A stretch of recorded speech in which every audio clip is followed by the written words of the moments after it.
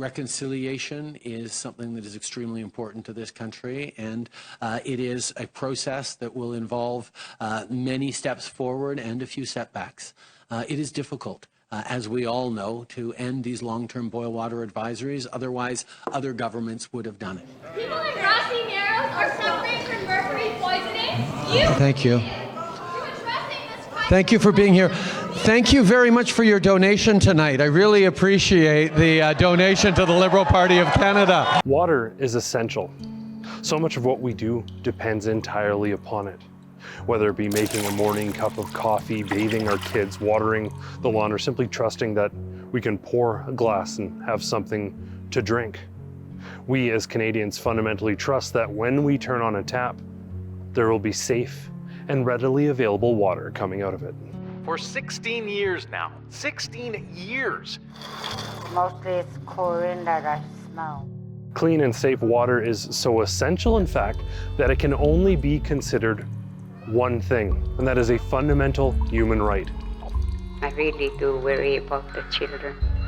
It is hard to believe that even in 2022, there are countries on Earth that are struggling to provide clean drinking water for certain communities, particularly when those countries are G7 nations, like Canada. What does that say about our country? That's why we're launching cleanwaternow.ca to address the reprehensible inaction of politicians in this country who fail to address the horrific circumstances that many First Nations communities in this country are living through.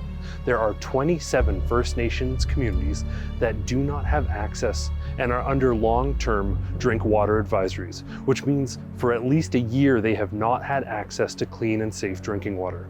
Worse still, there are some First Nations communities that have been under long-term drink water advisories since 1995. That, for those paying attention, is 2 years before the last residential school closed. These communities are being denied fundamental human rights. These Canadian communities, this is fundamentally un-Canadian, and this is an authentic emergency that must be addressed, not like these phony climate emergencies that we're spending so much money on. This is an issue that extends far beyond politics, despite people like Justin Trudeau continuing to capitalize on the suffering of these communities. He's not well liked by Indigenous peoples because he's not for us. The fact is, these politicians largely don't care about these communities. We have heard firsthand absolute horror stories about toxic and carcinogenic water, communities where women's arms are red all the way up simply from washing the dishes because the water's toxic, communities where children cannot bathe more than once a week without risking their skin having severe reactions. The horror stories go on and on. You're no doubt aware that Pope Francis very recently visited Canada on an apology tour of sorts, hoping to make amends for the wrongs caused at residential schools.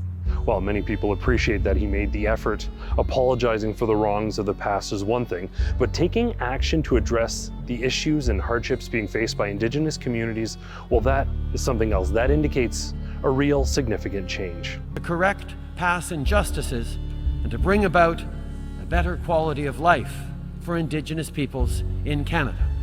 At cleanwaternow.ca for the coming months, we will be taking a hard look at the barriers and the politics that are preventing all Canadians from accessing clean drinking water.